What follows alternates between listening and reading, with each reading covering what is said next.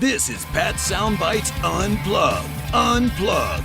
The podcast where all the artists go to tell it as it is. Careers, music, tours, and more. And here's your host, the man that refuses to eat squid, Pat Calamari. Hey, Pat Calamari here, host of Pat Soundbites Unplugged podcast, episode number 34, Tuesday, January 28th, 2020. Man, I tell you, every day I shake my head going, this is insane. Getting to live my dreams and talking to these incredible artists day after day after day. And even better, to be sharing the interviews with you. And I have the best of both worlds, able to play their tracks off their new albums and talk to them and share that with you as well. So if you listen to me on WBXO on Sundays, you get to hear the tracks. I don't like to take the chance of playing a 15-second clip of a song, and there's copyright infringement and permissions, and I just don't want to do that to the podcast. So certainly, hopefully you listen on Sundays at WBXO and you hear all these new music, as I'm doing my best to keep new music alive on the radio airways. Today, Deen Castronovo of Revolution Saints, of the Dead Daisies, was in Journey at one point. Tremendous drummer as well as singer. In Revolution Saints, it's kind of a super group made up of Deen as the lead, as the drummer and lead vocalist for the most part. And he's got Jack Blades, yes, D. Jack Blades, the Night Ranger. And and Jack plays bass and does vocals too, but doesn't really take the lead, but more of backing vocals. And then there's the incredible Doug Ulrich on guitar, and Doug is also in the Dead Daisies with Deen. They just released their third album on Frontier Records last Friday called Rise. I've been playing tracks When a Heartache Has Gone, Price We Pay. I'll be playing more of these tracks. It's their third album for Frontier. It's an interesting thing because Frontier really handles the production side, their songwriting side, although Doug and Jack play a little role.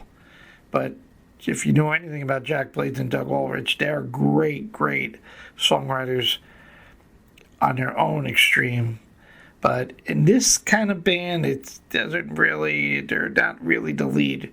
But the chemistry and what comes out of this band musically, who's ever writing the songs from Frontier, Alexandro DeVecchio and their production team, they got really good music and great songs, and these guys are able to take these tracks and put it all out there.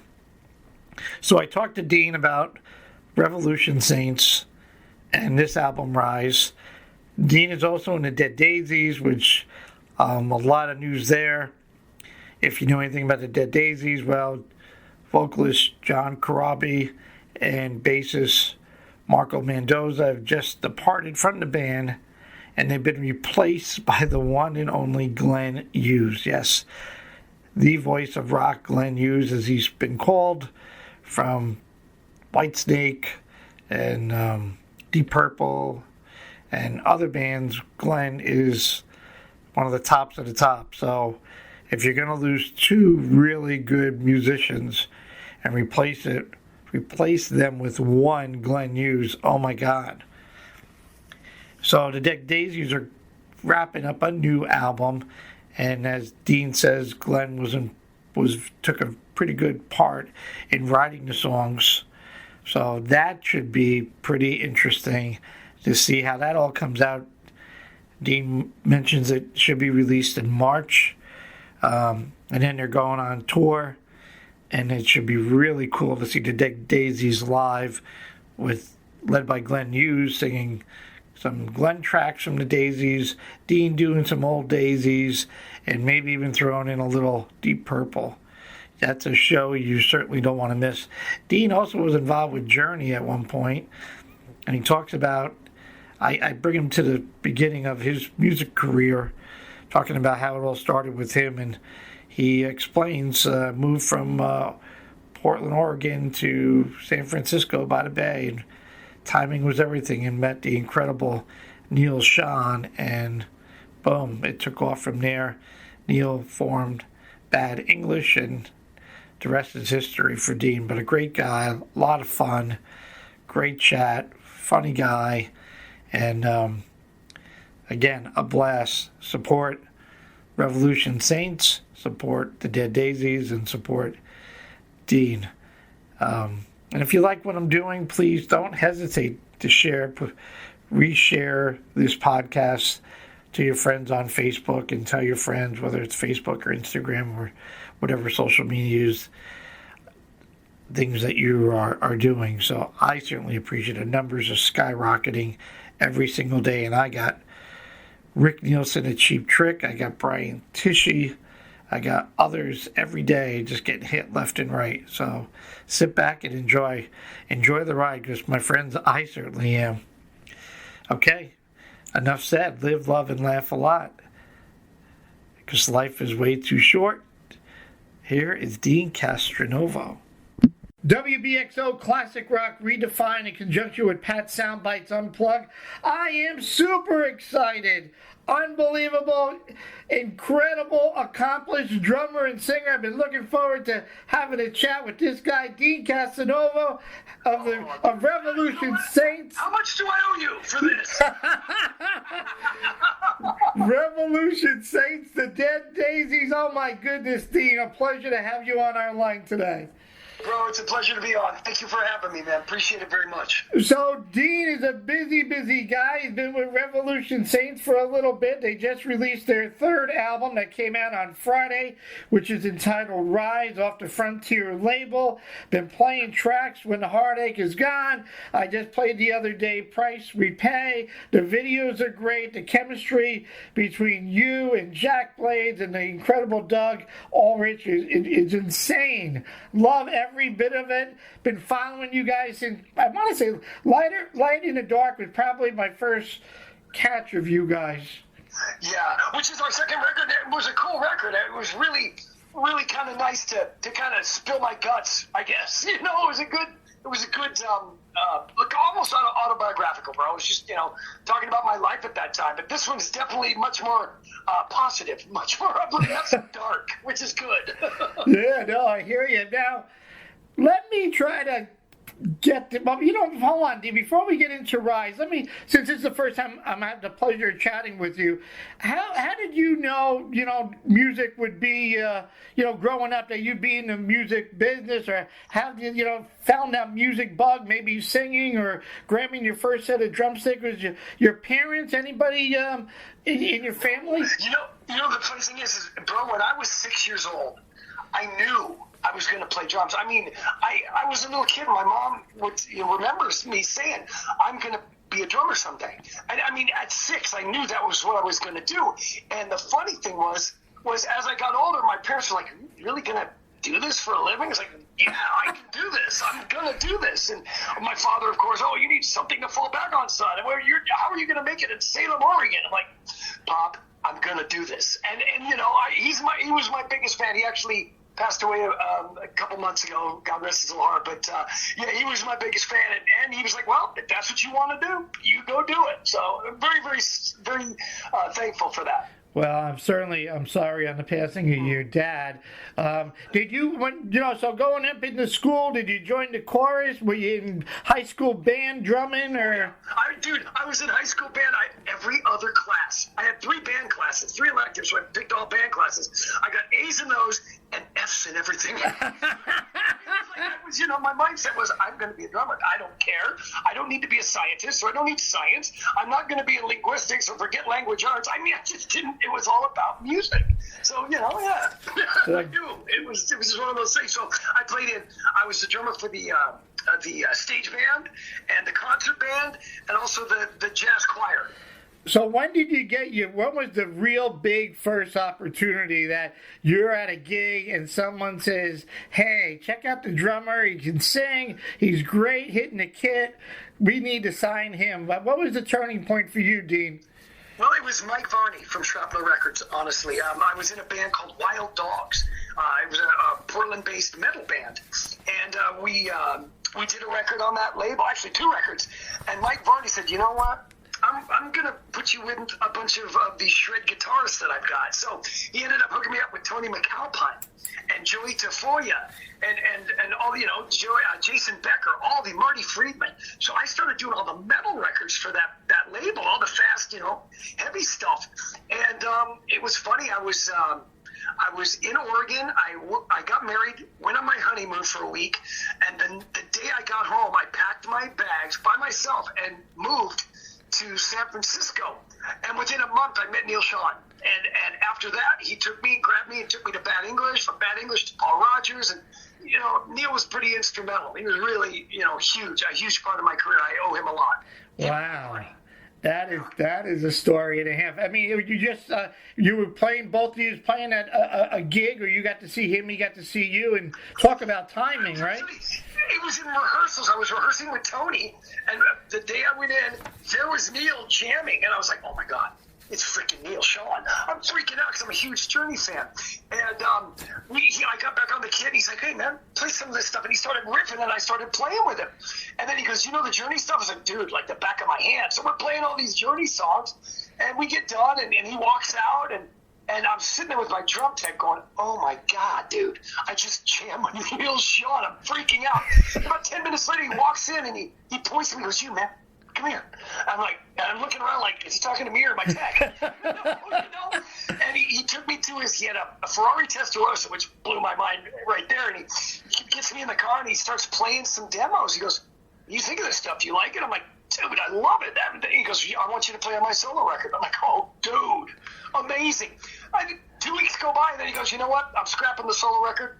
I'm joining a band with John Waite, John Kane, and Ricky Phillips. Do you want to come audition? So he brought me down. I auditioned for the band, and now they're like 36 guys. I got the gig, and that was it, and the rest is history. Wow. You look back now, Dean, and go, man, you pinch yourself of looking at all the success that you've had during the years. Yeah, dude. No, it's humbling, and I'm in a perpetual state of gratitude all the time, bro. I mean, I'm grateful for everything that I've accomplished, and give thanks to God that I'm still being able to do it. Yeah, praise God, and we're glad you're still doing it. All right, now, so we can fast forward here into this Revolution Saints, and please tell me if I'm wrong, but I've been reading and catching up on all this. I'm thinking, man, I can't wait to see these guys go on tour. Now, I understand the mothership of Jack with Night Ranger and you and Doug with the Daisies, and I'm going, well, it's going to be a little bit difficult. Although there are a lot of, I see more and more of this, last in line. Viv Campbell's got things going on, this guy, and I think it's great. But yeah, dude, if we could tour, it'd be great. But like you just said, Jack's got Night Ranger. What's that? Jack's got Night Ranger, and I've got Dead Daisies with Doug, and it's difficult to get the schedules to match up. But dude, I mean, if we had a hit song off this record, I mean, we'd have no choice but to tour, which would be awesome. Now, so what's the deal with Frontier? And I'm not trying to put you on the spot. I'm reading that you guys, Jack and Doug didn't even write some of these songs. This is all.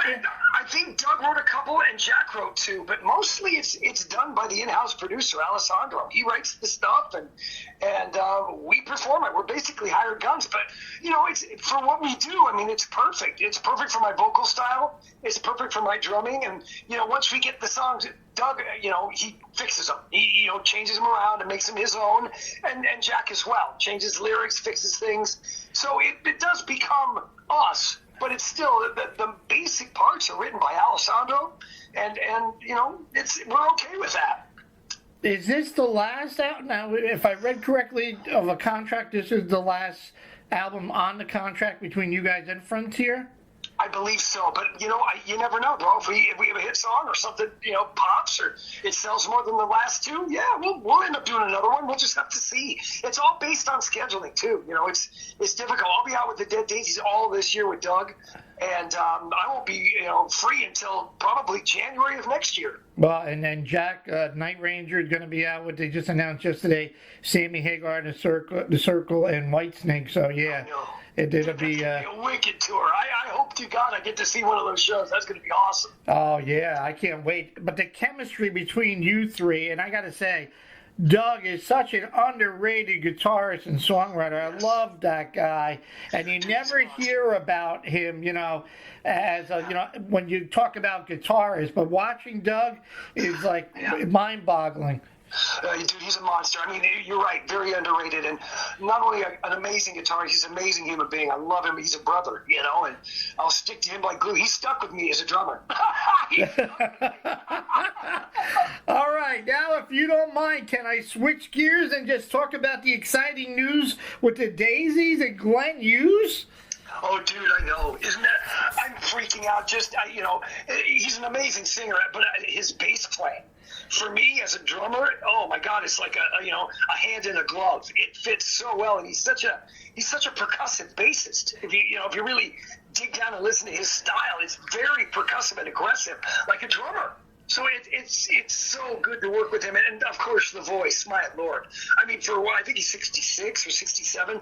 He still sounds amazing. He still sounds like he did, 30 years ago. It's uncanny. It's just amazing. It's an honor, dude. It's an honor to work with him. I'm amazed. My jaw hit the ground when I read that John and Marco left, and they are incredible musicians. And then to see that Glenn, I'm like, are you kidding me? How do you not like that? I mean, no, dude, he's a freaking legend. He's a living legend. And doing the record with him, we just finished it in France. I actually finished background vocals in LA last week. And dude, the stuff sounds amazing. Because I got to be honest, I hadn't heard the stuff. All I did was my drum tracks on some basic, demo, scratch demos. And I did my drum tracks, and they just came up with a masterpiece. Doug and Glenn and David just really pulled it off. It sounds amazing. So it's great to hear that actually Glenn was involved with the writing of the new Daisies album. Dude, yeah, he and Doug, man, those two together, unstoppable, bro. Unstoppable. I got to meet Glenn early last year, interviewed him a few times, and I always ask, and I'll ask you, even as a vocalist, and I've asked Paul Rogers, I've asked Glenn, I've asked Mark Slaughter, when it's the vocals, do you do anything, Deen, to prevent injury? Do you take measures to keep you where you're at with your vocals these days? It's funny, bro. I mean, I'm a smoker, which is not good. But it's for me, I've never taken any lessons. Steve Perry was my biggest influence. He and Ronnie James Dio, both those two guys were my vocal icons, and they still are. So, I'm a drummer that happens to sing, bro. I'm not a singer. So, you know what I mean? I mean, a drummer, and I think people started to notice when I started singing with Journey. They're like, "Oh, this guy's got a pretty decent voice." But that wasn't my intention. I always wanted, let me just be a background singer and play my drums. That's what I'm good at. So to come out and be a lead vocalist for Revolution Saints is difficult.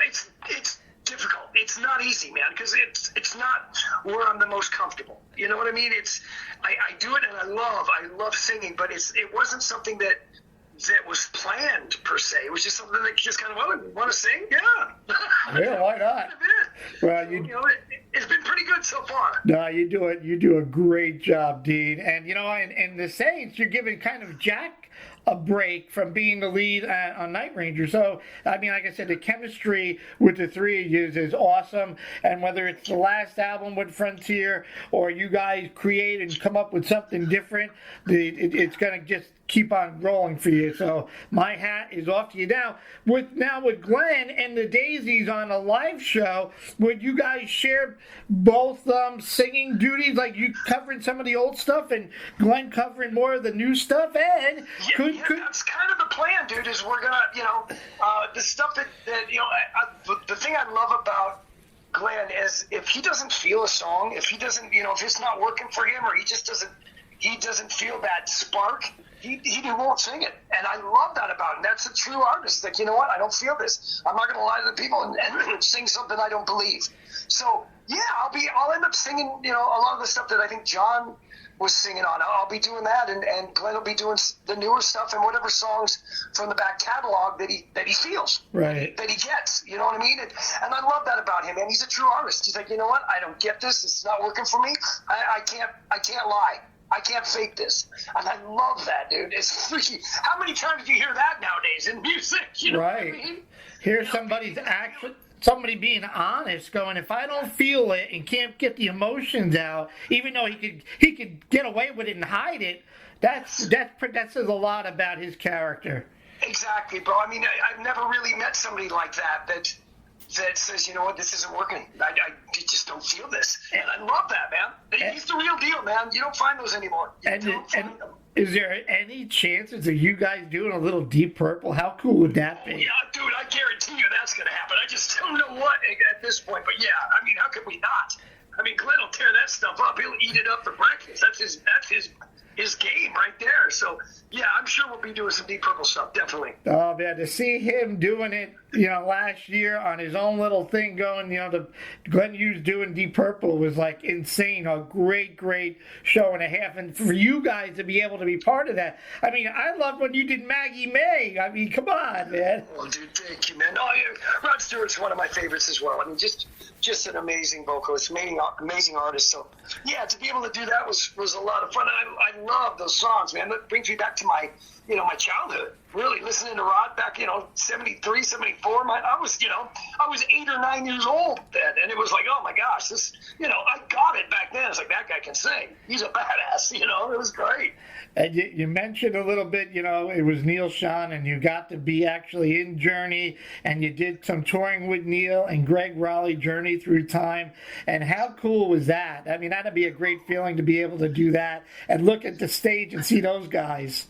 Oh, dude, every night. I mean, Greg and I have really gotten close. We actually are working on some stuff together, he and I, while Neil's on the road. So, it was a dream come true to work with Greg. I mean, just an honor, dude. I mean, the 2-time Hall of Fame inductee, yeah.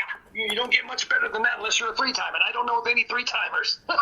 Yeah, no, I think maybe there's only one. That's Eric Clapton. I think Eric's the only. Yeah, that's from Cream, right? From Cream and his own solo stuff, right? Yeah, he did the Yardbirds. He's got Cream, and he's got his own solo. He's the only one inducted 3 times. Oh, my goodness. Well, Greg's got 2, which is pretty darn good. Yeah, exactly. I've got none, Pat, so, I think they all win. So, can you share with me, I got to let you go. You got somebody going to be calling you in a minute there. Can you share with me when the Daisies album is due to be out, or maybe a title name? I believe in March, bro, but I could be wrong. I'd have to check with David Edwards, our manager. Okay. But I believe it's in March, and we start rehearsals in April. And we're on the road, bro, May till December. We are nonstop. Well, I can't wait to play every track. I can't wait to catch you on a show with the guys. I can't wait for you to roll the dice. I was just going to say, bring your dice, bro. You're going down, man. Yeah, look, that's what I want to hear. Dean, I want to play the album. Are you kidding me? Well, is it, do they still have payola? I can give you like $100. No. No, because I scream at the listeners going, do not steal and stream. Buy the damn thing. I mean, come on now. Dean, I love it, dude. Thank you very much. I hope you enjoyed the chat as much as I have. I did, brother. Thank you so much for calling. I appreciate your support, brother. God bless you, man. Oh, man, Dean with Revolution Saints. Buy the album Rise. It's out there. You've heard the tracks that I play, and I'm looking forward to the Dead Daisies album, which, as you heard, Dean, going to be out shortly. And support this great guy. Dean, thank you. All right, brother. Take care, man. Deen Castronovo, WBXO, and Pat's Soundbites Unplugged. It doesn't get any better than this.